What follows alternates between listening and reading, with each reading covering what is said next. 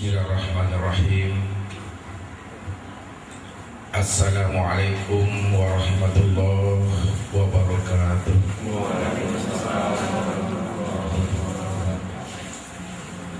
Alhamdulillah. Alhamdulillahi wahda sadaqa wa'da wa nasara abda wa a'azza jundahu wa hazamal ahzaba wahda. Ashhadu an la ilaha illallah wahdahu la syarika lah wa ashhadu anna Muhammadan abduhu wa rasuluhu la nabiyya ba'da. Wa qala Allah ta'ala fil Qur'anil Karim, a'udzu billahi minasyaitonir rajim, bismillahirrahmanirrahim. Wa man kana fi hazil a'ma fa huwa fil akhirati a'ma wa adallun sabila. Shadaqallahul azim. Saudara-saudaraku, ibu bapak jamaah tauhid rahimakumullah. Hidup di alam dunia atau di alam syahada ini, hendaklah kita tahu dengan diri supaya kita bisa ma'rifatullah atau mengenal akan Allah. Man arafa nafsahu faqad arafa rabbahu, man arafa rabbahu fasadal jasad. Siapa yang kenal akan dirinya, maka kenallah ia akan Tuhannya. Siapa yang telah kenal akan Tuhannya, maka hilanglah wujudnya. Ketika hilang wujudnya, maka nyatalah wujud Allah senyata-nyatanya pada dirinya. Disinilah Allah mengutarakan, wallahu sirri wa ana sirrahu. Allah adalah rahasia diriku dan aku adalah rahasia diri Allah. Orang yang telah mengenal akan hakikat dirinya, disitulah ia telah benar-benar makrifat akan Allah. Ketika ia telah makrifat akan Allah, mengenal akan Tuhannya, itulah sesungguhnya orang yang telah tahu jalan pulang dan kembali kepada asalnya. Inna lillahi wa inna ilaihi raji'un. Ketika itulah manusia dengan Allah itu tidak ada lagi jarak dan batas, tidak ada lagi namanya hijab, tabir dan selubung antara dirinya dengan Tuhannya. Apabila ada sebahagian manusia hamba Allah ini, karena ia tidak mengenal akan hakikat dirinya, lalu ia tidak mengenal akan Rabb Tuhan yang menciptakan alam dan menjadikan dirinya, ia mengatakan antara dirinya dengan Allah itu ada jarak, ada hijab, ada selubung dan tabir antara dirinya dengan Allah. Sesungguhnya yang menjadi jarak dan tabir itu adalah hatinya yang ada di dalam dada. Apabila hati manusia itu mendung dan berawan, hati manusia itu berkabut, hati manusia itu ada andi, penuh dengan nifak-nifak batin, sifat ujub, riya, takbur dan dengki, itulah sesungguhnya yang membuat jarak dan tabir antara dirinya dengan Allah. Sedangkan Allah itu amat dekat dengan diri kita, bahkan lebih dekat daripada urat nadi kita. Disinilah seorang sahabat pernah bertanya kepada Rasul Sallallahu Alaihi Wasallam tentang keberadaan Allah. Wahai Rasulullah, apakah Allah itu jauh dari diri kita atau Allah itu dekat dengan diri kita? Karena Rasulullah Sallallahu Alaihi Wasallam tidak bisa menjawab dengan nafsu akal pikirnya, mesti berdasarkan hidayah dan petunjuk Allah. Wa ma tasyauna illa ayyasha Allahu rabbul alamin. Sesungguhnya Allah itu tidak bisa berbuat dan berkehendak menurut hawa nafsunya. Akan tetapi Rasulullah itu dapat berbuat, berkehendak dan menjawab segala sesuatu itu berdasarkan kehendak dan keinginan Allah Subhanahu wa ta'ala sebagai Rabbul Alamin. Disinilah Allah menjawab pertanyaan sahabat tentang keberadaan Tuhan yang Allah wahyukan ke dalam hati Rasul. Makanya Rasul di dalam Al-Quran surah An-Najm ini dijelaskan oleh Allah Wa ma yantiqu 'anil hawa in huwa illa wahyu yuha. Tidaklah Nabi itu berbicara dan berucap menurut akal pikir dan hawa nafsunya, melainkan wahyu yang diwahyukan ke dalam hatinya. Ketika Allah telah mengutarakan tentang dirinya kepada Rasul, disitulah Rasulullah bisa menjawab pertanyaan sahabat. Wa idza sa'alaka ibadi fa inni qarib. Wahai Muhammad, apabila mereka bertanya tentang aku, maka jawablah hai Muhammad, sesungguhnya aku itu adalah dekat. Dekat bagaimana Allah itu dengan diri kita? Lalu ditegaskan oleh Allah kembali, wa nahnu aqrabu ilaihi min hablil warid. Dekatnya aku, kata Allah, lebih dekat daripada urat nadimu, lebih dekat daripada urat kudumu, lebih dekat daripada napasmu. Ketika kita telah merasakan dekatnya Allah, lebih dekat daripada urat kudu dan nadi kita, disitulah kita bisa memahami innallaha ma'ana, Allah senantiasa bersama kita. Walillahil masyriq wal maghrib fa innama tuwallu fasamma wajhuhu. Barat dan timur ini aku yang punya, kata Allah. Kemanapun kamu hadapkan wajahmu, kamu hadapkan hatimu dan jiwamu, ke barat, ke timur, utara dan selatan, di situ adalah aku, kata Allah. Ketika itulah kita mampu merasakan hidup bersama Allah. Wa huwa ma'akum aina ma kuntum. Allah senantiasa bersama kita dimanapun kita berada. Ketika kita telah bisa menyikapi Allah bersama kita dimanapun kita berada, ini artinya setiap ibadah dan aktivitas yang kita perbuat, setiap ketaatan dan pekerjaan yang kita lakukan 24 jam ini, disinilah Allah senantiasa melihat apa yang kita lakukan dan mendengar apa yang kita ucapkan. Innani ma'akuma asma' wa ara. Sesungguhnya aku senantiasa berserta dirimu, kata Allah, karena aku senantiasa zat yang maha mendengar apa yang terbetik dalam hatimu. Aku adalah zat yang senantiasa melihat apa yang kamu lakukan. Wa la ta'maluna min amalin illa kunna 'alaikum syuhuda.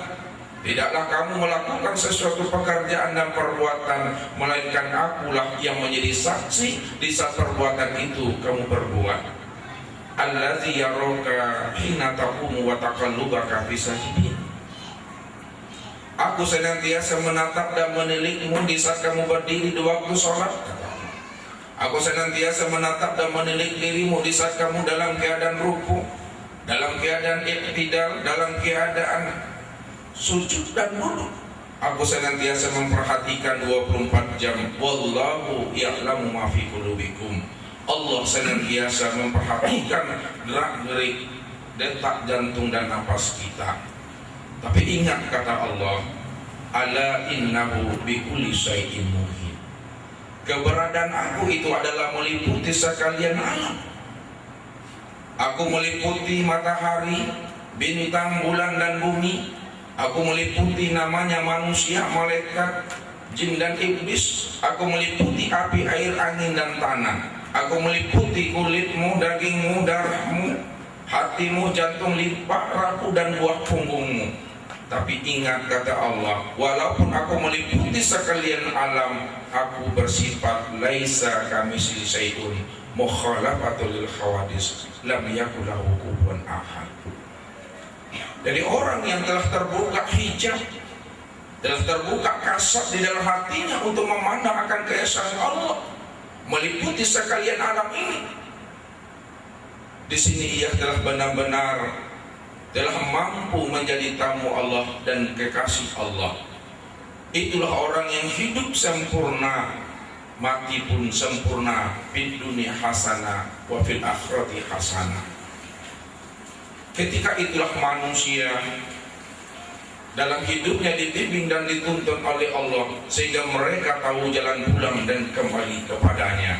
Dari mana datangnya, kesitulah pulang dan kembalinya. Akan tetapi sebaliknya, Bapak Ibu, orang yang tidak mengenal akan Tuhan dalam hidup ini, tidak mengerti dia Rabb yang menciptakan alam, Rabb yang menjadikan dirinya.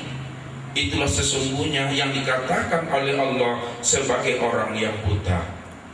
Ini yang ditegaskan Allah dalam surat Bani Israil ayat 72. Wa man kana fi hazil a'ma fa huwa fil akhirati a'ma wa adalun sabila. Barang siapa yang hidup di alam dunia ini dalam keadaan buta, maka di akhirat Allah bangkitkan ia juga dalam keadaan buta dan tersesatlah jalannya.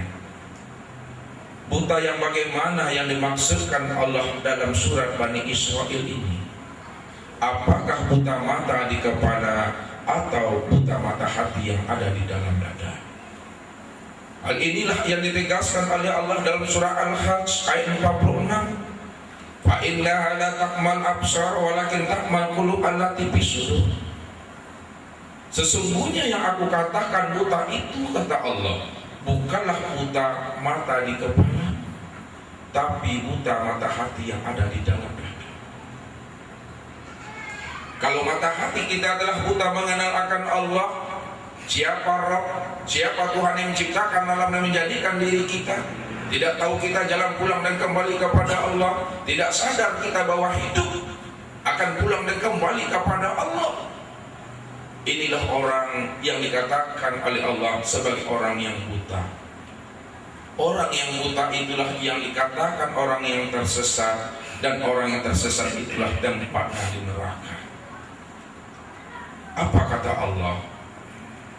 Innahu may yaqi rabbahu mujriman fa inna lahu jahannam la yamutu biha wa la yahya. Sesungguhnya orang-orang yang kembali kepadaku dalam membawa dosa dan maksiat, dia tidak mengenal akan aku, dia tidak tahu jalan pulang dan kembali kepada aku. Fa inna lahu jahannam, maka tempat pulang dan kembalinya adalah neraka jahanam. Di dalam neraka jahanam Allah utarakan keadaannya itu, kata Allah, la yamutu biha wa la yahya. Mereka tidak mati di dalamnya dan mereka juga tidak hidup di dalamnya, supaya mereka merasakan azab dan siksa yang mana waktu hidup di dunia mereka mendustakan dan membohongi ayat-ayat Allah yang telah disampaikan oleh para nabi dan para rasul serta auliyaillah. Wa may ya'tihi mu'minan qad amila shalihan fa ulaika lahum darajatul uliyah, kata Allah. Barang siapa yang kembali kepada aku dalam keadaan beriman dia, kemudian dia tetap istiqomah berbuat amal soleh dan amal kebaikan, fa ulaika lahum darajatul uliyah, maka kami angkat derajatnya pada makom yang tertinggi. Itulah namanya jannah, itulah yang dikatakan namanya surga. Jadi orang yang telah mengenal akan Allah dalam kehidupan ini, bahwa hidup di alam dunia ini penuh dengan sandiwara, permainan, dan sedahapura, bahwa syariat ini pada syariatnya penuh dengan ujian dan cobaan, dunia ini pada hakikatnya penuh dengan peringatan dan teguran. Disinilah ia berhati-hati di dalam menjalankan hidup dan kehidupan sebagai abdi Allah, yang mana Allah telah mentakdirkan hal itu kepada dirinya. Maka terbukalah rahasia kehidupan ini bagi dirinya, karena ia telah mengenal akan Rabb, ia telah mengenal akan Tuhannya. Liyabluwakum ayyukum ahsanu amala. Orang yang telah mengenal akan Tuhannya, Allah bukakan rahasia kehidupan ini, bahwa kehidupan yang kita jalani ini adalah sebagai tempat mengevaluasi dan melihat siapa yang paling baik imannya, siapa yang paling baik Islamnya, siapa yang paling baik tauhid dan ma'rifatnya. Itulah sesungguhnya orang yang benar-benar di dalam rahman dan rahimnya Allah, orang yang telah kenal akan dirinya. Disitulah ia senantiasa berkekalan kehambaan dirinya ke dalam diri zat Tuhannya. Lalu bagaimana jalan kita untuk mengenal Allah? Untuk mengenal Allah itu adalah mudah. Mengenal Allah itu gampang. Yang susah dan sulit itu adalah mengenal akan diri kita. Sebab siapa yang telah kenal akan dirinya, pasti ia mengenal akan Tuhannya. Siapa yang tidak mengenal akan dirinya, inilah yang dikatakan jahil murakab, ia tidak tahu dengan dirinya dan tidak pula tahu dengan Tuhannya, bersusun dua kebodohan pada dirinya. Ketika itulah manusia hidup dalam kebimbangan dan keraguan-raguan. Bagaimana ia akan mendapatkan rahman dan rahimnya Allah? Bagaimana ia akan mendapatkan tuntunan dan bimbingan Allah? Sementara dia tidak mengenal Tuhan yang mereka ibadati, tidak mengenal Tuhan yang mereka sembah. Kalaupun mereka mengenal Allah hanya sebatas mengenal huruf dan tulisan, ini yang disampaikan oleh Allah yang mesti kita pahami dalam kehidupan ini. Wa minan nasi may ya'budullaha ala harfin. Ada sebagian hambaku, kata Allah, dia menyembahku, dia mengenal aku, kata Allah, tapi sayang dia mengenal aku hanya sebatas mengenal huruf dan tulisan. Allah itu bukanlah berwujud tulisan dan kata-kata. Allah bukanlah berwujud asma dan lafaz. Kalau Allah itu berwujud tulisan, asma dan kata-kata menurut kita, lalu ketika kita takbiratul ihram di dalam sholat, yang kita bayangkan adalah tulisan Allah, lafaz Allah dan asma Allah, ini namanya orang yang telah mempertuhankan huruf dan tulisan. Ini yang dikatakan namanya syirik. Wa ma lahu bihi min ilmi iyattabi'una illa zanna wa inna zanna la yughni 'anil haqqi syai'a. Mereka belum mengenal aku dengan pengenalan yang sesungguhnya, kata Allah, melainkan hanya dengan jalan menduga-duga saja. Sementara dugaan mereka yang ia sangka Allah sebagai wujud yang berbentuk tulisan dan asma tidaklah memberikan faedah buat dirinya. Apa sebabnya, kata Allah? Ma qadarallahu haqqa qadrihi, karena mereka belum mengenal aku dengan pengenalan yang sesungguhnya. Ma ta'buduna min dunihi ilal asma'a samaitumuhum antum wa aba'ukum. Mereka tidak menyembah selain Allah kecuali hanya menyembah asmanya saja. Itu yang mereka lakukan turun-menurun tanpa berilmu sedikit pun. Kalau itulah yang mereka pahami dalam kehidupan ini, Allah berikan ia umur dan usia yang panjang, maka selama itulah ia berada dalam kemurkaan Allah. Selama itulah ia berada di dalam kesesatan, ia tidak tahu jalan pulang dan kembali kepada Allah. Karena Allah telah mencap dan menyatakan ke dalam hati mereka sebagai orang-orang yang summum bukmun umyum fahum la yarji'un. Itulah orang yang tuli, orang yang bisu dan buta, mereka tidak tahu jalan pulang dan kembali kepadanya. Maka ibu bapak jamaah tauhid rahimakumullah, sebelum kehidupan kita ini berakhir, sebelum masa jatuh tempo kita ini habis di alam dunia dan di alam syahada ini, marilah kita sama-sama kita khatamkan ilmu tauhid ini, kita tamatkan ilmu tauhid ini sebelum masa kehidupan kita di alam dunia ini berakhir, yaitu dengan jalan mari kita sama-sama bermakrifatullah, sama-sama kita mengenal akan Allah. Disitulah kita senantiasa berada di dalam bimbingan dan tuntunan Allah Subhanahu wa ta'ala. Maka Bapak Ibu yang dimuliakan Allah, jadi Allah di dalam firman-Nya, Allah menegaskan al-insanu sirri.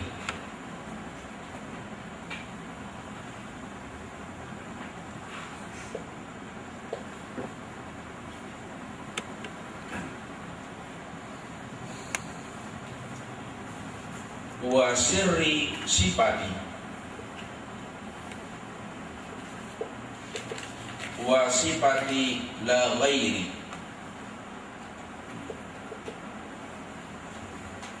Yang artinya manusia itu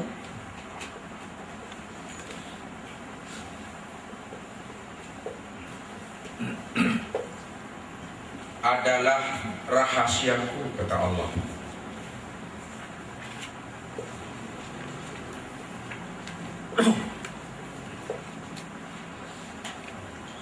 Rahasiaku itu tidak lain adalah sifatku.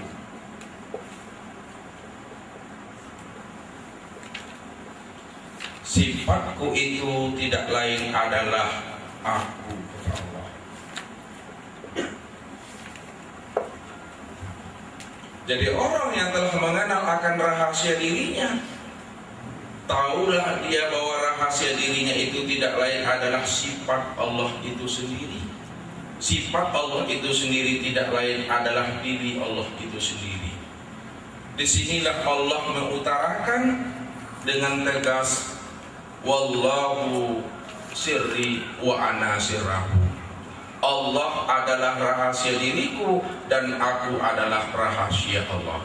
Siapa yang kenal dengan rahasia dirinya, maka kenallah ia akan Allah, karena Allah itulah yang menjadi akan rahasia dirinya. Kalau kita telah memahami akan rahasia Allah itu ada pada diri kita, ini yang dikatakan namanya al-abid wal ma'bud wahid. Yang menyembah dan yang disembah pada hakikatnya adalah satu. Itulah makna la maujud illallah. Tidak ada lagi yang maujud yang nyata dalam kehidupan ini. Inilah nyatanya maujudnya Allah subhanahu wa ta'ala yang bersifat laisa kamisli syai'un mukhalafatul lil hawadis lam yakul lahu kufuwan ahad. Lalu setelah kita mengenal akan rahasia Allah itu ada pada diri kita, itu yang dikatakan nama sifatnya. Lalu mana sifat Allah yang menjadi rahasia diri kita ini? Sifat Allah yang menjadi rahasia diri kita itu ada pada diri kita sebanyak 20 sifat yang dipertaruhkan kepada Bapak Ibu, kepada saya itu 20 sifat. Sebenarnya sifat Allah itu tidak terhingga dan tidak terbatas. Kalau kita ingin membaca sifat Allah yang tidak terhingga dan tidak terbatas itu, kenalah sifat 20 yang ada pada diri kita, maka paham dan mengertilah kita bahwa semua sifat yang tidak terbatas itu terhimpun dia ke dalam sifat 20 itu. Disinilah letak kesempurnaannya. Mana sifat 20 yang ada pada diri kita yang menjadi akan rahasia Allah pada diri kita.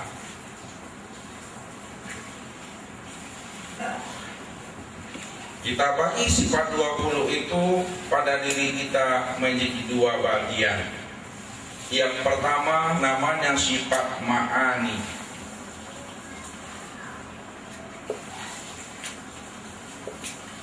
Sifat ma'ani ini yang disebut namanya sifat yang zahir bagi Allah. Sifat yang zahir bagi Allah itu diamanahkan, dipertaruhkan kepada anggota tubuh.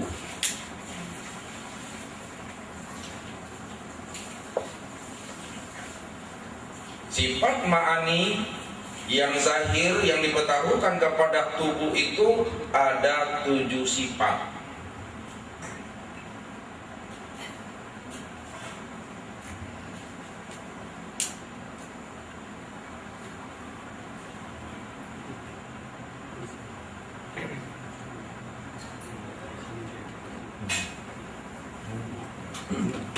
Yang kedua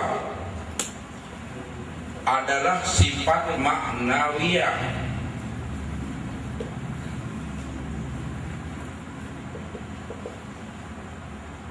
Sifat maknawiyah adalah sifat yang batin.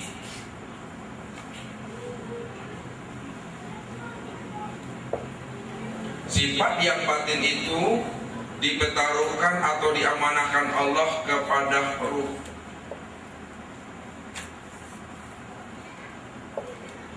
Juga ada 7.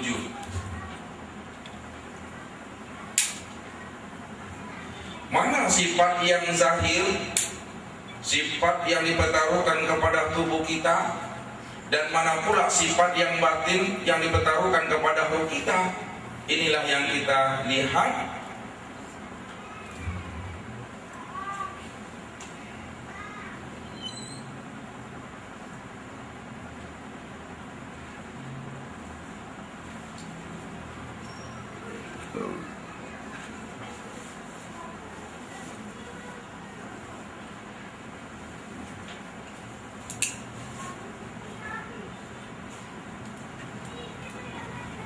Yang pertama adalah sifat sama.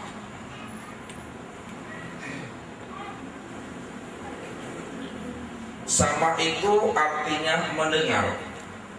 Karena ia adalah sifat ma'ani, sifat yang zahir dibertaruhkan kepada tubuh, maka sifat sama ini itulah dibertaruhkan kepada dua telinga. Yang kedua adalah sifat basar.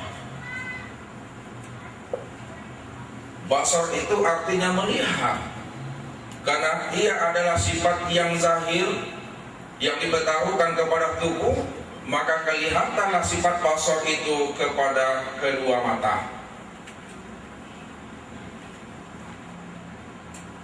Dan yang ketiga adalah sifat kalam.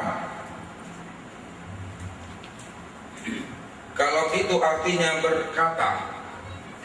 Karena ia adalah sifat yang zahir yang dibertaruhkan kepada tubuh, maka sifat kalam ini dibertaruhkan kepada mulut. Dan yang keempat adalah sifat ilmu. Ilmu artinya mengetahui. Karena ia adalah sifat yang zahir yang dibertaruhkan kepada tubuh, maka ilmu itu nyatalah pada hati. Al-ilmu bisudur la fil kitab. Ilmu itu di dalam dada, tidak di dalam kitab. Kemudian yang kelima adalah sifat kudrat. Kudrat artinya kuasa. Karena ia sifat yang zahir dibertaruhkan kepada tubuh, maka sifat kuasa itu dibertaruhkan Allah kepada tulang. Tulang 7 potong 4 karat. Dan yang keenam adalah sifat iradah. Iradah itu artinya berkehendak. Karena ia adalah sifat yang zahir yang dibertaruhkan kepada tubuh, maka sifat iradah itu nyatalah ia pada darah yang di dalam urat. Dan yang ketujuh adalah sifat hayat. Hayat itu artinya hidup.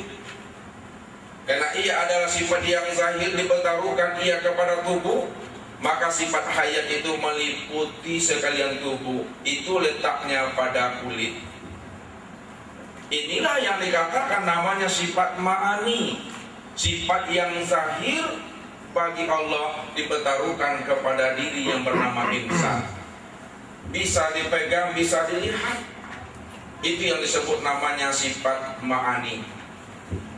Yang kedua, kalau telah sempurna sifat ma'aninya, namun sifat maknawiyah belum sempurna. Adapun telinga belum bisa mendengar, adapun mata belum bisa melihat, adapun mulut belum bisa berkata, adapun tangan, kaki, hati belum dapat memegang, berjalan dan mengetahui, disebabkan sifat maknawiyahnya belum dipertaruhkan Allah pada sifat ma'ani. Barulah dimasukkan Allah sifat maknawiyah ke dalam sifat ma'ani yang telah berwadah, yang telah berwujud ini, itu ketika telah berumur 4 bulan, lebih kurang 120 hari. Inilah yang dikatakan Allah, fa idza sawaituhu wa nafakhtu fihi min ruhi faqa'u lahu sajidin. Apabila telah disempurnakan kejadian hambaku, telah ada telinganya, telah ada matanya, mulut, tangan, kakinya, wa nafakhtu fihi min ruhi, barulah aku tiupkan ruhku ke dalamnya, kata Allah. Jadi Allah baru meniupkan ruh itu ke dalam sifat ma'ani itu apabila ia telah berusia 4 bulan, lebih kurang 120 hari.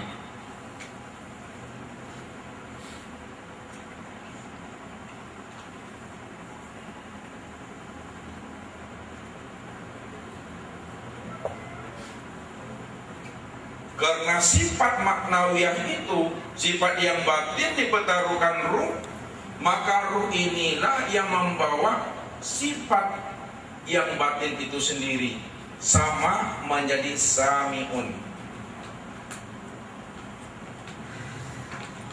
maha mendengar. Barulah telinga bisa mendengar karena diberi pendengar. Basar menjadi basirun,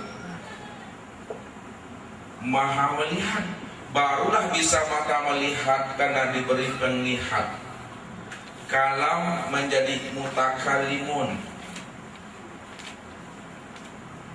Barulah mulut itu bisa berkata karena diberi perkataan.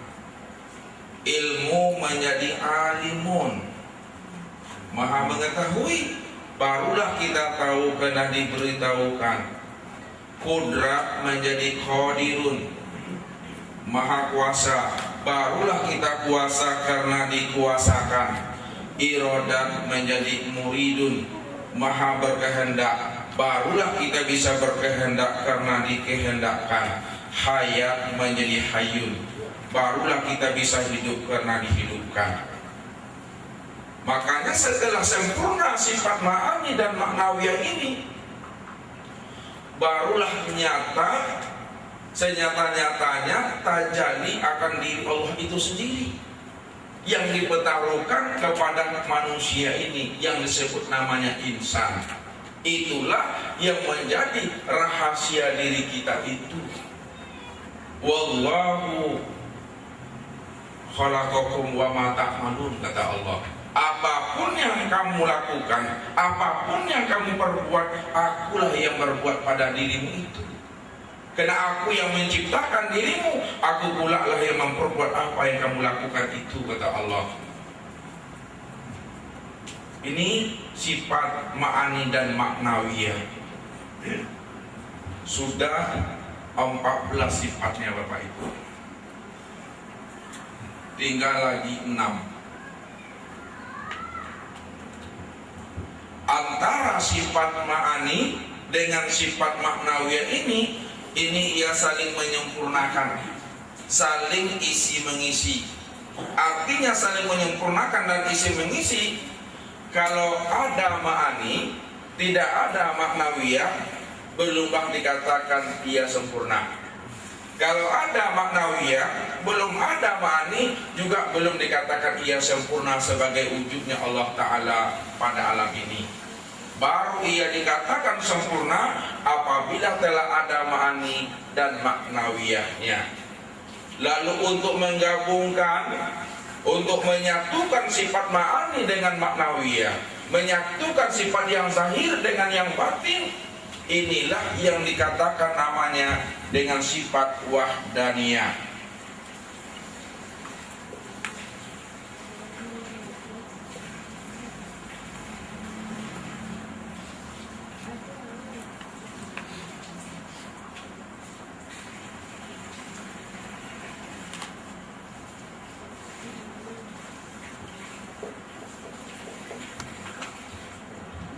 Jadi untuk menyatukan sifat ma'ani dengan maknawiyah disebutlah sifat wahdaniyah.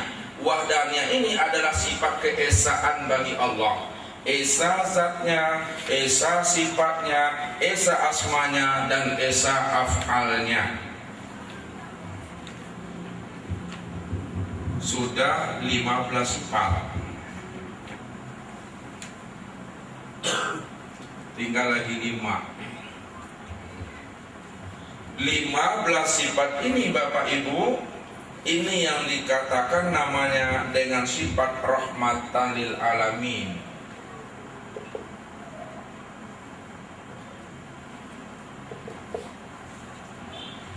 Kenapa ia dikatakan sifat rahmatan lil alamin? Sifat yang membawa rahmat kepada seluruh alam, karena ini adalah sifat Allah semuanya. Disitulah letaknya Allah itu menciptakan sesuatu itu dengan rahman rahimnya. Segala sesuatu ini tercipta dan terjadi, itu sebenarnya tajalli daripada nur zatnya sendiri. Itulah dikatakan rahmatan lil alamin, bahwa Allah itu nurus samawati wal ard. Nurnya Allah itu adalah langit dan bumi. Kalau kita sudah memahami dan menyadari bahwa pada diri kita ini ada sifat Allah yang membawakan rahmatan lil alamin, ini artinya kalau kita mendengar betul-betul ia menjadi rahmat. Kalau ia melihat juga benar-benar menjadi rahmat. Kalau ia berkata juga benar-benar menjadi rahmat. Kalau ia memegang juga menjadi rahmat. Kalau ia melangkah juga menjadi rahmat. Kalau dia diam, diamnya juga membawa rahmat dia. Jadi kalau semuanya telah menjadi rahmat dalam kehidupan kita ini, mulai dari mata, telinga, tangan, kaki, dengan siapapun kita berhadapan, itu semuanya menjadi rahmatan lil alamin. Kita bisa menjadi pelita bagi kehidupan orang, baik di dalam rumah tangga, di dalam jiran dan tetangga, apalagi umat, masyarakat, bangsa dan negara ini. Inilah yang dikatakan manusia yang tahu dengan hakikat dirinya. Ini yang disebut namanya insan rabbani kalifatullah. Orang yang benar-benar menjadi wakil Allah di muka bumi untuk menyampaikan dan mengenalkan Allah kepada hamba yang belum mengenal akan Tuhannya. Ini yang rahmatan lil alamin. 15 sifat ini dia bergantung kepada sifat yang 5. Itu yang disebut namanya sifat bagi zat.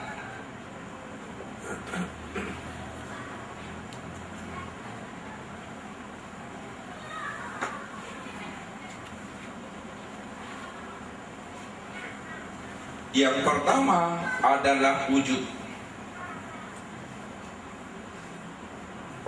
Yang kedua adalah qidam.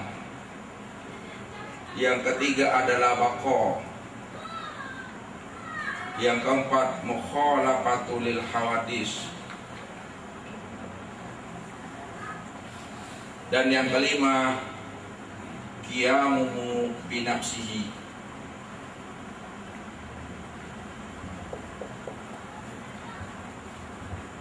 Kalau tidak ada 5 sifat zat ini pada diri insan itu, maka tidak adalah yang 15 sifat yang menjadi rahmatan lil alamin itu.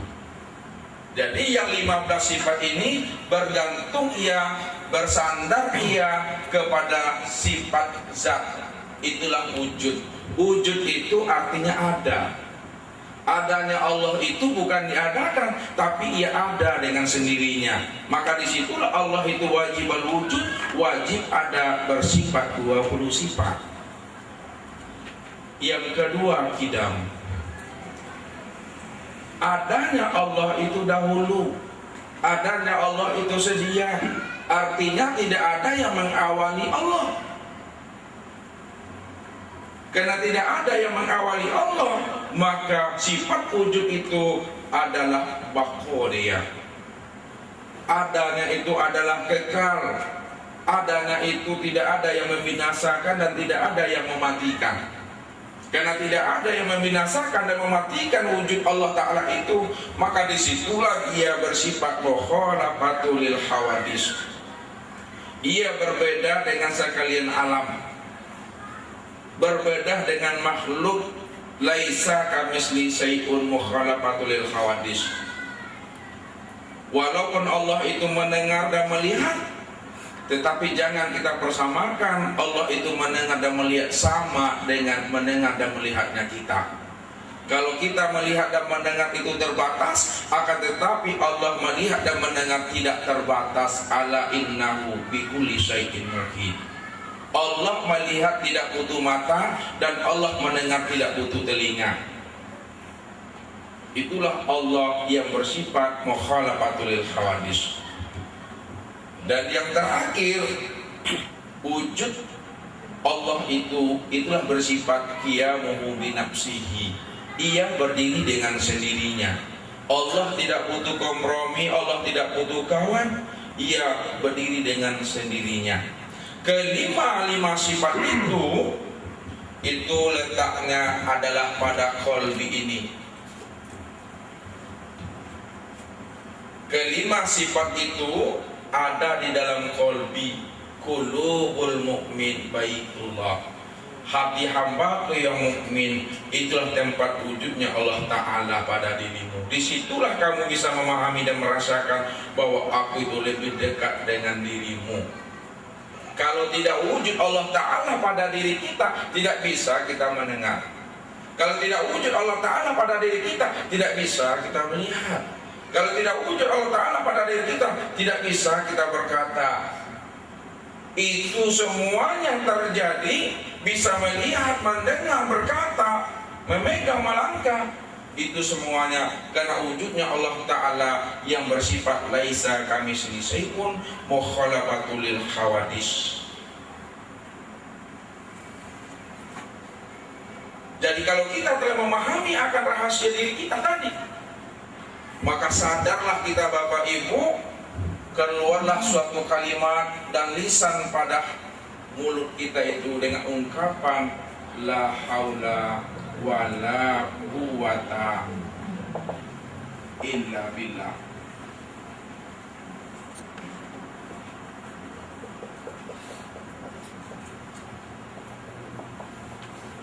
Tidak ada daya dan upaya dan kekuatan melainkan daya dan upaya kekuatan Allah semata-mata. Barulah kita sadar dan tahu bahwa hakikat diri kita ini sesungguhnya tidak lain adalah tuli, tidak lain adalah buta, tidak lain adalah bisu, tidak lain adalah bodoh, tidak lain adalah lemah, tidak lain adalah papa, dan tidak lain adalah mati. Inilah diri la haula wala quwata illa billahil aliyil azim. Kalau tidak diberi pendengar oleh Allah kepada kita, tidak bisa kita mendengar.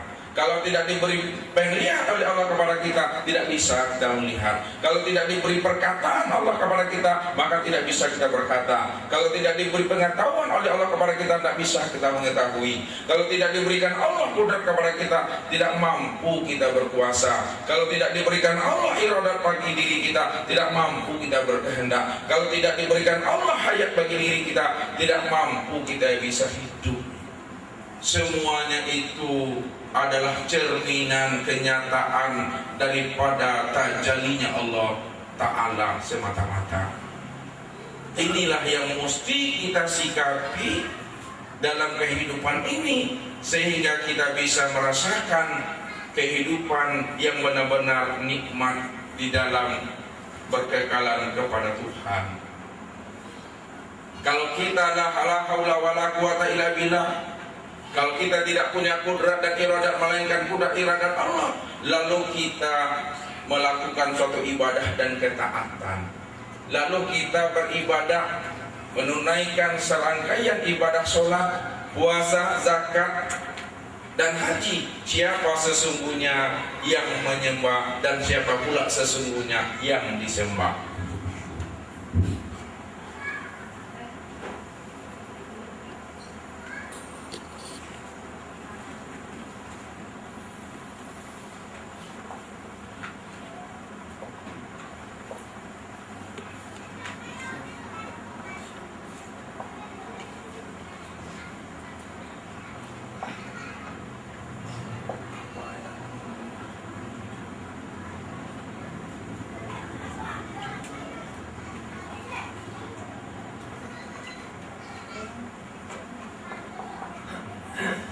Tentu kita bertanya, kalau kita sholat, siapa yang menyembah, siapa pula yang disembah, dan apa pula buat persembahan? Sebab diri kita la haula wala quwata illa billah. Diri kita ini adalah tuli, buta, bisu, bodoh, lemah, papa, mati, dan la haula wala quwata illa billah. Ketika kita beribadah, sesungguhnya yang menyembah adalah yang disembah. Sesungguhnya yang disembah itulah yang menyembah. Maknanya, siapa yang menyembah? Yang menyembah itulah yang dikatakan namanya sifat. Dan siapa yang disembah? Yang disembah itulah namanya zat. Di dalam bahasa syariat, sifat itu yang disebut namanya dengan hamba. Zat itu yang disebut namanya dengan Tuhan, yang bernama Allah.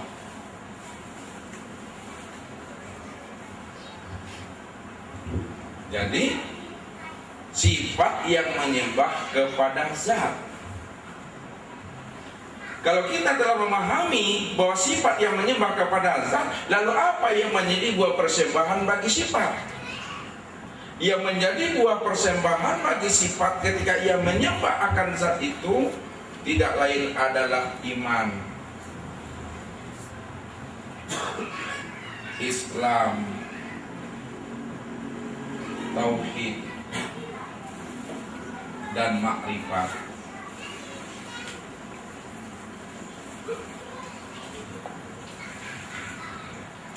Itulah sebagai isi buah persembahan kita, iman, Islam, tauhid, dan makrifat.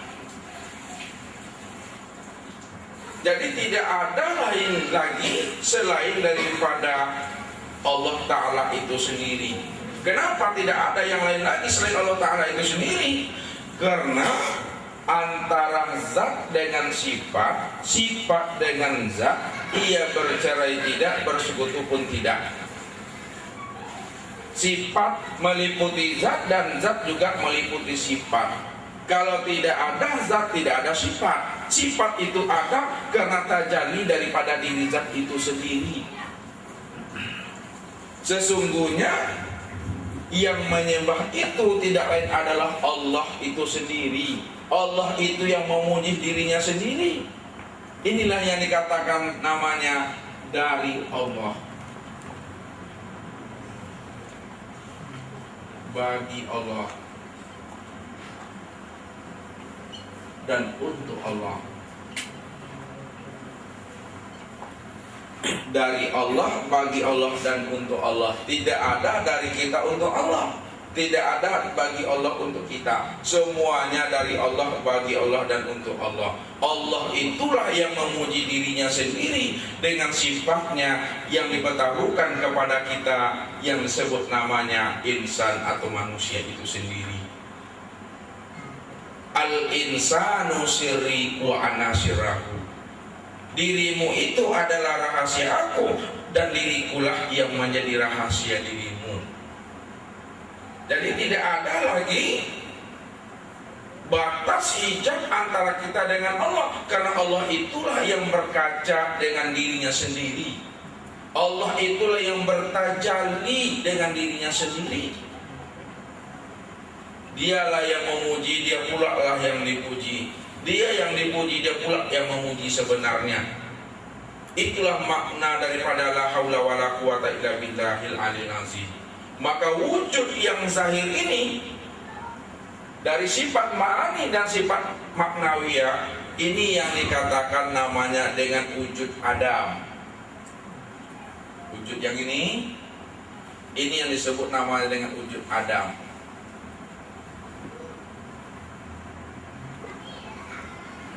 Adam itu adalah tiada. Kalau Adam itu tiada, maka jelaslah pernyataan Allah tadi, wa khalaqu Adam kasuratihi.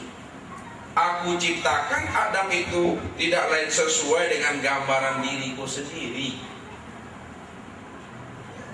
Ini firman Allah, wa khalaqu Adam kasuratihi.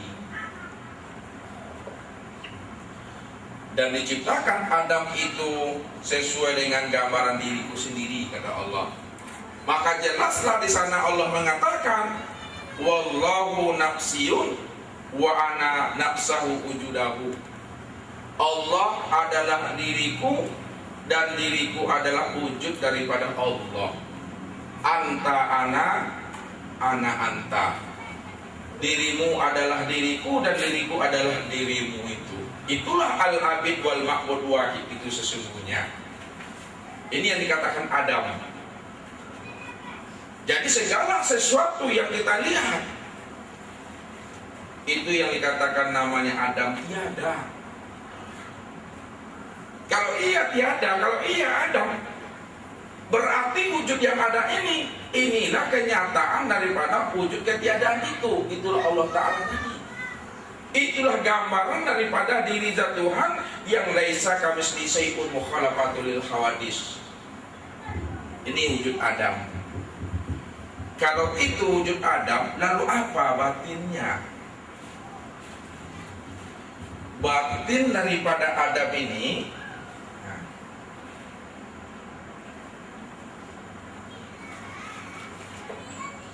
batin daripada Adam itulah yang disebut namanya dengan Muhammad.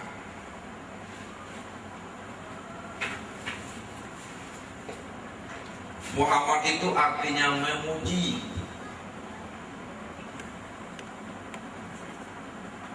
Mana yang memuji? Yang memuji bukanlah mulut, yang memuji bukanlah mata, yang memuji bukanlah tangan, kaki, bukan telinga dan seluruhnya. Yang memuji itu tidak lain adalah ruh. Itulah yang disebut batin daripada Adam. Ini ruh.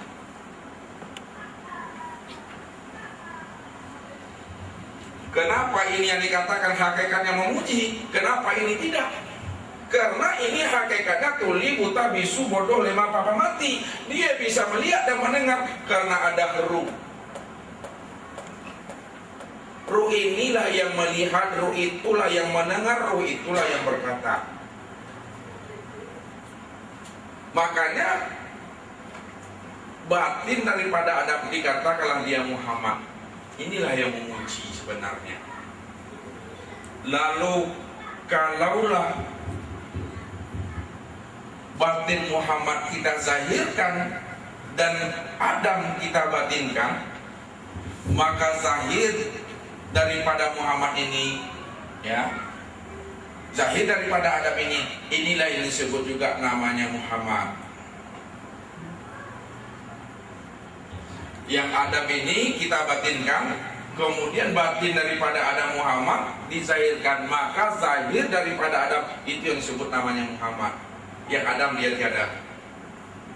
Sekarang kalaulah yang zahir ini, yang ma'ani ini bernama Muhammad, memuji, karena ruh tadi meliputi sekalian tubuh, memenuhi sekalian rongga, maka zahir Adam itu disebut Muhammad. Ketika zahirnya telah disebut Muhammad, tentu batin daripada Muhammad ada namanya. Batin daripada Muhammad ini, inilah yang disebut namanya dengan Allah.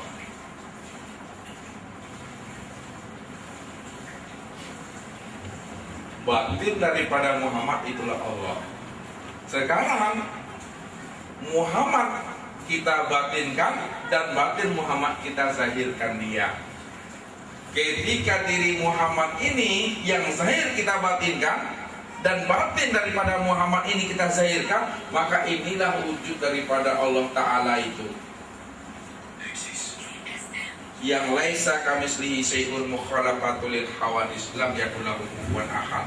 Itulah maksudnya dari Allah, bagi Allah dan untuk Allah. Tidak ada lain lagi yang mewujud melainkan mewujudnya Allah Ta'ala. Barulah dapat kita menjawabnya bahwa manusia itu adalah rahasiaku, Allah. Kunya itu Allah itu. Rahasiaku itu tidak adalah sifatku. Itu adalah Allah. Sifatku itu tidak lain adalah aku. Ini yang ditiliki dalam diri. Man arafa rabbahu fasadal jasad. Siapa yang telah mengenal akan Tuhannya, binasalah wujudnya. Kalau udah binasa wujudnya, maka nyatalah wujudnya Allah Ta'ala bagi dirinya. Jadi segala sesuatu itu disebut namanya wujudullah.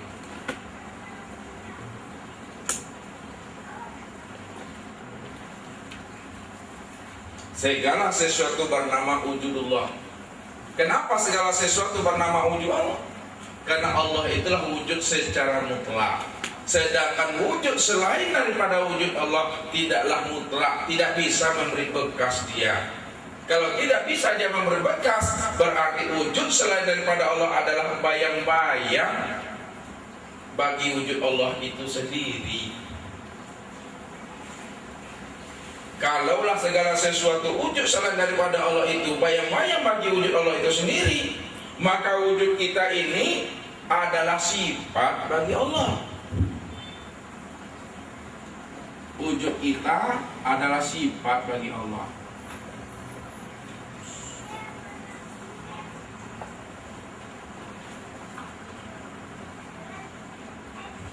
Kalau wujud Bapak Ibu adalah sifat bagi Allah, maka fanakan, nafikanlah sifat kita ke dalam sifatnya Allah, maka nyatalah Allah itu yang mendengar. Nafikanlah sifat kita ke dalam sifatnya Allah, maka nyatalah Allah itu yang melihat, nyatalah Allah itu yang berkata. Disinilah letaknya Allah mengatakan, la yatakallamuna illa man azina lahu rahmanu wa qawwa sawaba. Tidaklah kamu berkata tentang sesuatu perkataan, melainkan akulah yang berkata di saat kamu berkata tentang sesuatu perkataan itu, kata Allah. Tidak lain daripada aku sendiri.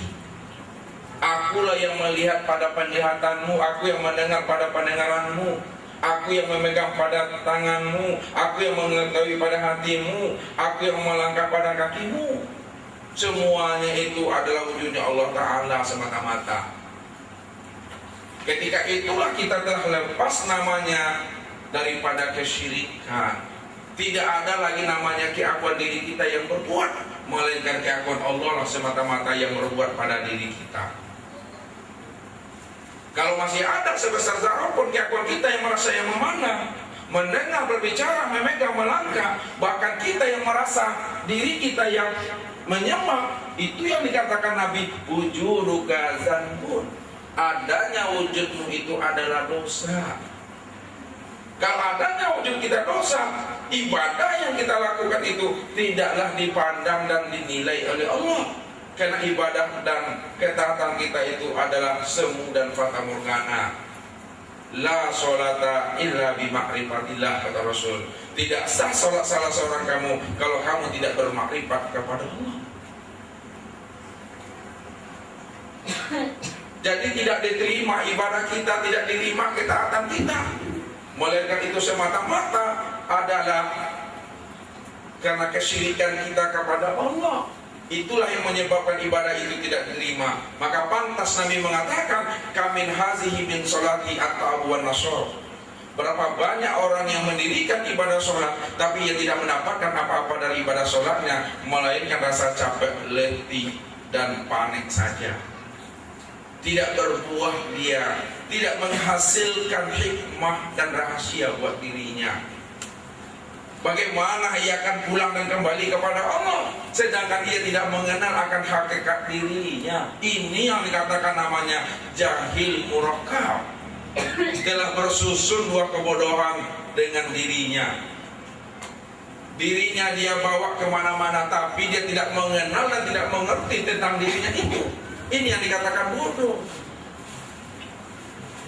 Diberikan Allah akal pikir, diberikan Allah hati, diturunkan Allah Nabi dan Rasul, diturunkan Allah Al-Quran sebagai hudan dinas, wa bainati minal huda wal furqan. Namun mereka tidak mau menggunakan akal pikir dan hatinya untuk membaca kebesaran ayat-ayat Allah. Sedangkan Allah telah mengutarakannya. Sanurihim ayatina fil afaq wa fi anfusihim hatta yatabayyana lahum annahu al-haq. Kami telah perlihatkan tanda-tanda wujud kami kepada seluruh alam semesta dan juga kepada dirimu, sehingga jelas bagi dirimu bahwa akulah wujud yang senyata-nyatanya dan sekalian hal yang nyata, kata Allah. Tidak ada lagi wujud yang lain, hanya Allah itu semata-mata.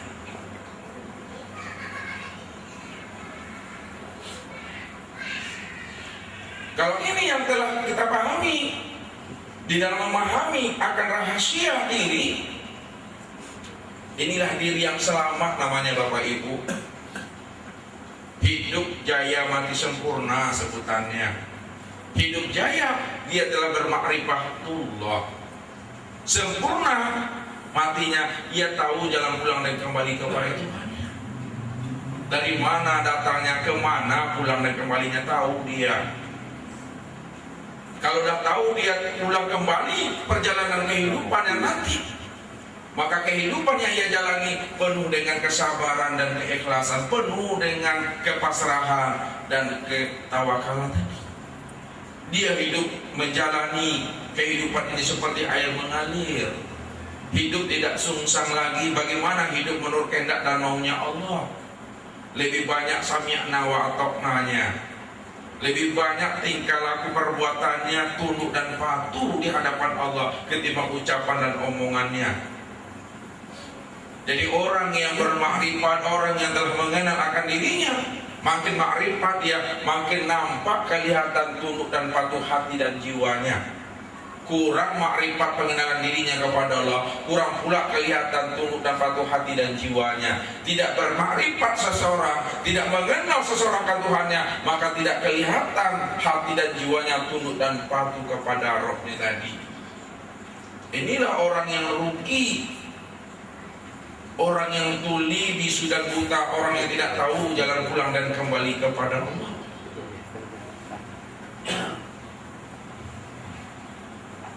Jadi ini Bapak Ibu, walaupun ini namanya tiga, Adam, Muhammad dan Allah, wujud hakikatnya hanyalah satu di sana. Ya, wujud hakikatnya adalah satu. Adam, Muhammad, Allah. Wujudnya adalah satu. Inilah yang mesti dipahami, suhudul kasra fil wahdah. Pandanglah yang banyak, kelihatanlah yang satu. Bahwa segala sesuatu yang banyak ini, sifat itu menunjukkan dari yang satu itulah terjadinya segala sesuatu itu. Kalau tidak ada yang satu itu, yang tunggal itu, yang bernama Allah, tidak akan zahir namanya sifat. Jadi yang banyak itu muncul karena adanya yang satu, itulah zat Allah Ta'ala tadi. Dialah wujud secara mutlak adanya. Kullu syai'in halikun illa wajhahu. Itu dia kata Allah.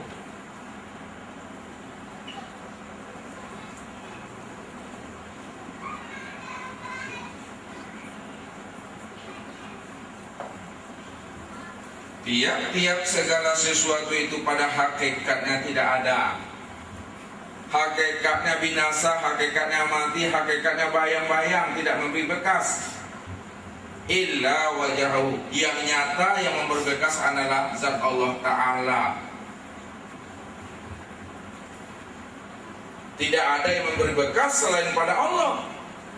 Maka inilah kenyataan, inilah pancaran, inilah percikan, inilah bagian, inilah namanya tajalli daripada nur zat Tuhan itu sendiri. Jadi kalau kita sudah memahami akan hal itu, ini yang dikatakan orang yang telah makrifat, orang yang telah mengenal akan zat Tuhannya, orang yang telah mengenal akan wujud dirinya. Dan kenal dia akan wujud zat Tuhannya, itu makrifat namanya. Telah kenal dia akan wujud akan dirinya, siapa rahasia dirinya, itu juga makrifat namanya. Dalam bahasa tauhid yang halus, itu disebut namanya kasyaf. Telah terbuka tirai, telah terbuka selubung di dalam hatinya untuk memandang akan keesaan Allah meliputi sekalian alam ini. Dialah yang awal, dialah yang akhir, dialah yang zahir, dialah yang batin. Wal awal wal akhir wal zahir wal batin. Dialah Allah yang awal, dia Allah yang akhir, dia Allah yang zahir, dia Allah yang batin. Maksudnya awalnya Allah, akhirnya Allah, zahirnya Allah, batinnya Allah. Wallahu khalaqakum wa ma ta'malun. Nah, ini pernyataan Allah.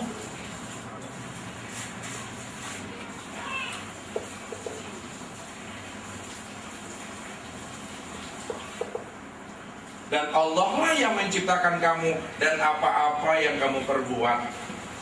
Kul kullu min indillah. Segala sesuatu itu, katakan hai Muhammad, itu berasal daripada sisiku, kata Allah. Berasal daripada sisiku. Hakikatnya Allah semata-mata itu.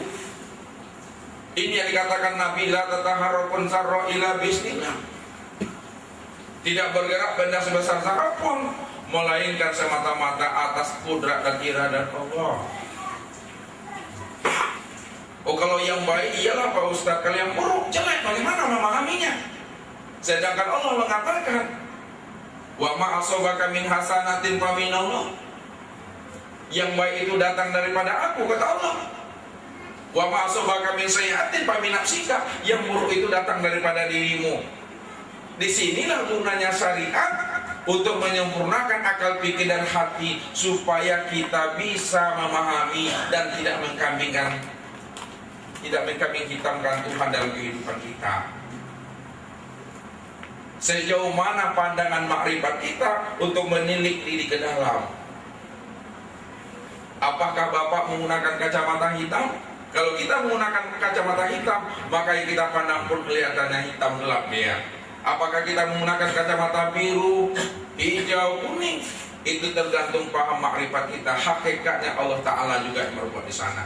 Suatu contoh Bapak Ibu, ini lihat.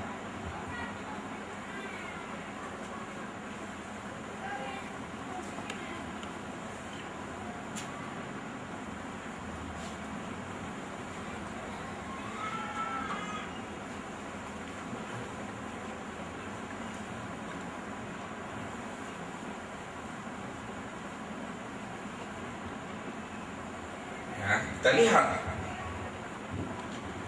baik buruk datang daripada Allah.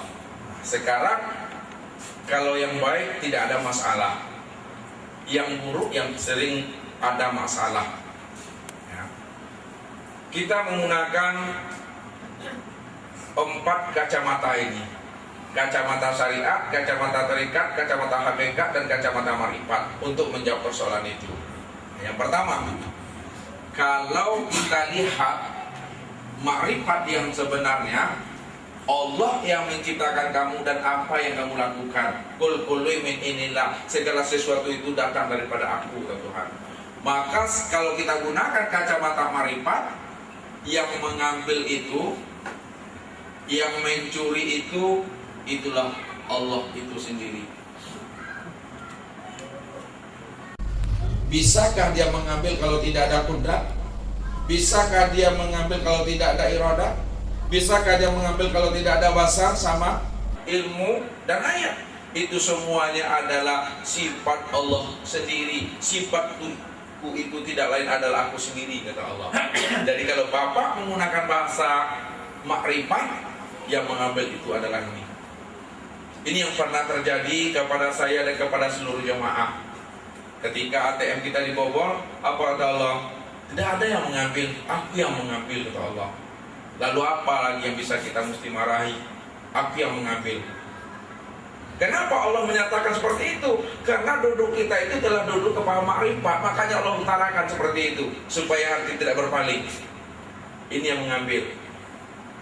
Tapi kalau kita gunakan kacamata hakikat, yang mengambil itu bukan ini, tapi yang mengambil itu adalah sifat benarnya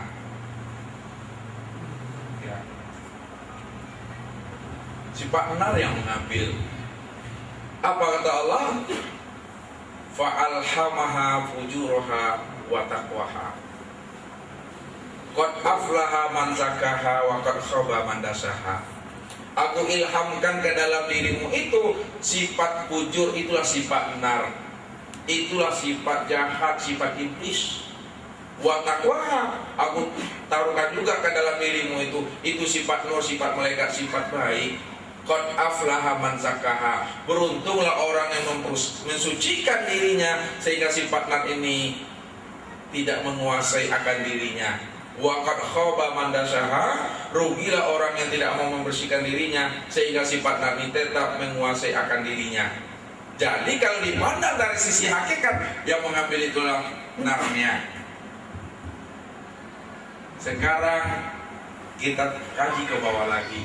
Kalau dipakai kacamata tarikat, yang mengambil itu bukan nar, itulah jin. Itu yang jin, itu yang setan. Sifat. Jadi setan itu, jin itu adalah sifat daripada nar yang jahat itu yang katakan setan itu, yang durhaka artinya. Makanya kita selalu setiap membaca Al-Quran dengan membaca a'udzubillahi minasyaitonirrajim. Tidak ada a'udzubillahi minal iblisnirrajim, a'udzubillahi minal jinnirrajim, tidak ada. Tetap a'udzubillahi minasyaitonirrajim. Inilah sifat syaitan. Karena ia senantiasa memberikan waswas fi sudurin nas. Ketika ia memberikan kebimbangan, keraguan, ambil, tidak ambil. Itu yang katakan jin kerjanya itu. Selalu memberikan wawas, ragu-ragu, kebimbangan dalam hati kita. Jadi pekerjaan setan tadi senantiasa memberikan keraguan-raguan. Ketika ia memberikan keraguan-raguan dalam hati kita, itu yang katakan jin yang ada di dalam diri kita. Bahasanya itu yang korin. Ya, setiap anak Adam yang terlahir itu senantiasa lahir bersama korinnya. Apakah engkau juga punya korin ya Rasulullah? Iya, aku juga berlahir bersama korinku, tapi korinku tunduk dan patuh kepada aku. Apa itu korin ya Rasul? Itulah sifat jin yang ada pada dirimu. Itulah sifat nar. Bukan jin yang di luar masuk ke dalam diri, Bapak Ibu. Kadang kan kita sering mengkambing hitamkan jin yang ada di luar diri ketimbang mengkambing hitamkan jin di dalam diri. Ada yang susahnya.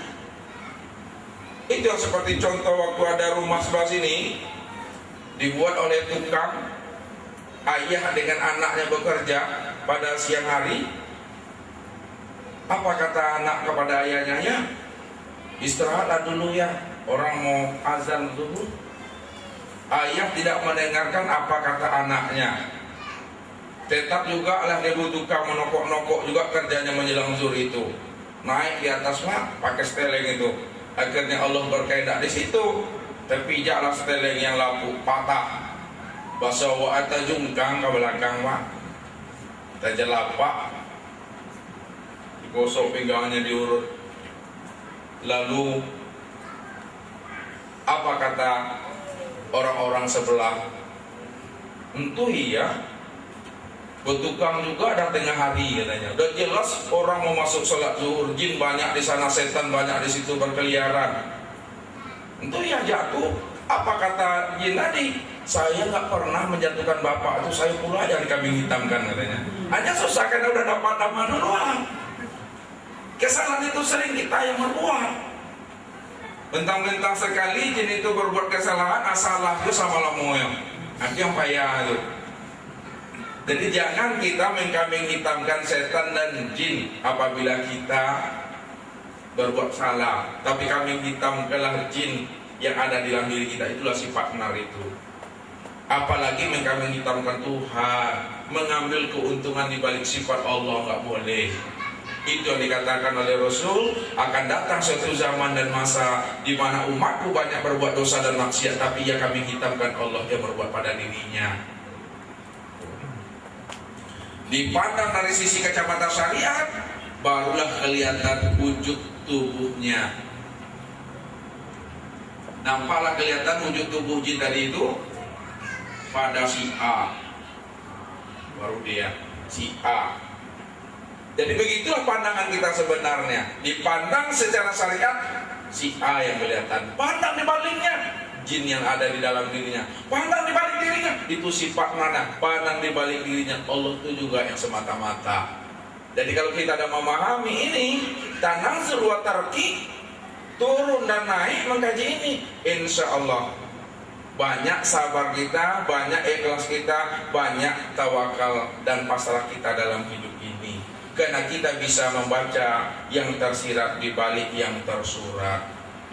Inilah maknanya inna lillahi wa inna ilaihi raji'un. Datang dari aku dan kembali kepada aku. Sanggup kita menerima rahmat dan nikmat datang daripada Allah, sanggup pula memulangkan rahmat dan nikmat itu kembali kepada Allah. Tapi memulangkannya itu memang dilandasi dengan tauhid. Sabar dilandasi tauhid, ikhlas dilandasi tauhid, pasrah dilandasi tauhid. Kalau sabar tidak dilandasi dengan tauhid, maka sabar kita ada batasnya. sekali, 2 kali, 3 kali batu bata sudah tuh. Itu sabar karena memandang syariat tetap berbatas. Tapi kalau sabar kita bertauhid sekali, 2 kali, 3 kali, tetapnya itu sabar itu tidak bertepi.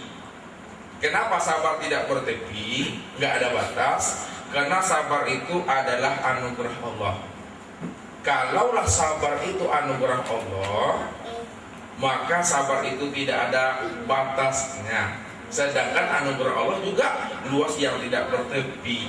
Nah, disitulah kita memahaminya tadi, ya. Kalau kita tidak memahami akan hakikat diri, tidak mengenal akan Tuhan, kacau kita dalam hidup ini. Kemana tujuan lagi ini? Kemana haluan mau diarahkan lagi? Karena kita tidak tahu jalan pulang dan kembali kepadanya. Inilah Bapak Ibu yang dimuliakan Allah. Mudah-mudahan dengan memahami sifat 20 yang dipertaruhkan Allah kepada diri kita, kita benar-benar sami'na wa ata'na dalam menjalankan hidup dan kehidupan di alam dunia dan di alam syahadah ini. Mudah-mudahan kita semua mendapatkan bimbingan dan hidayah Allah sehingga kita tahu jalan pulang dan kembali kepadanya. Amin ya rabbal alamin. Billahi taufiq wal hidayah. Wassalamualaikum warahmatullahi wabarakatuh.